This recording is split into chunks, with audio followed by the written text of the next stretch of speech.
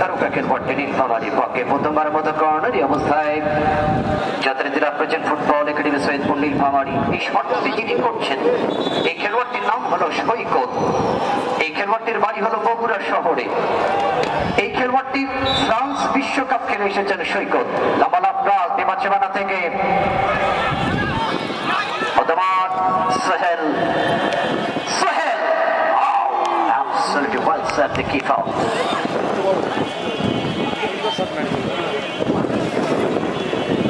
সৈকতের কথা বলতে হবে। গত পরশুদিন যারা ধামুরহাটে মাঠে খেলা দেখতে গিয়েছেন, ধামুরহাট নওগাঁ আরাফাত রহমান কোকো স্মৃতি গোল্ড কাপ টুর্নামেন্টে এই খেলোয়াড়টি বগুড়ার পক্ষে দুর্দান্ত খেলে ম্যান অব দ্য ম্যাচ হয়েছিল আজকে সৈকত। সৈকতের আজকের এই ম্যাচে জার্সি নাম্বার যথারীতি 17 নম্বর। গোপালপুর থেকে এসেছেন জার্সি নাম্বার 10 নিয়ে খেলছেন আজকে রংপুর পীরগঞ্জের পক্ষে মারুফ। বর্তমানে শিপন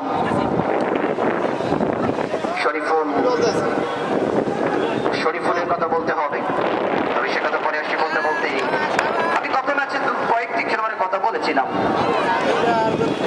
তার মধ্যে আজকে যে যিনি লেফট উইঙ্গে খেলছেন রংপুর দলের পক্ষে কথা বলতে ইয়াসিন ইয়াসিন ইয়াসিন সৈকত ফুল পাস থেকে বল পেয়েছেন তিনি। সৈকত কাকে দেবেন তিনি নিজের আগে রেখেছেন, এক পাস করছেন লেফটের প্রান্তে উদ্যুত সোহেল সেন্টার লাইন থেকে সামনে যে প্রত্যয় লেফট সাইডে বল পেয়েছেন প্রত্যয় জাঞ্জারম্যান যাতে মিলন। গত ম্যাচে কিন্তু মিলনের কথা আমি বলেছিলাম, এই লেফট উইঙ্গে যিনি মিলন আজকে 14 নম্বর জার্সি খেলছেন সে কথা পরে আসছে বলতে বলতে ইয়াসির ইয়াসির ইয়াসির অত্যন্ত ভয়ঙ্কর খেলোয়াড় ইয়াসির রিফ্লেকশন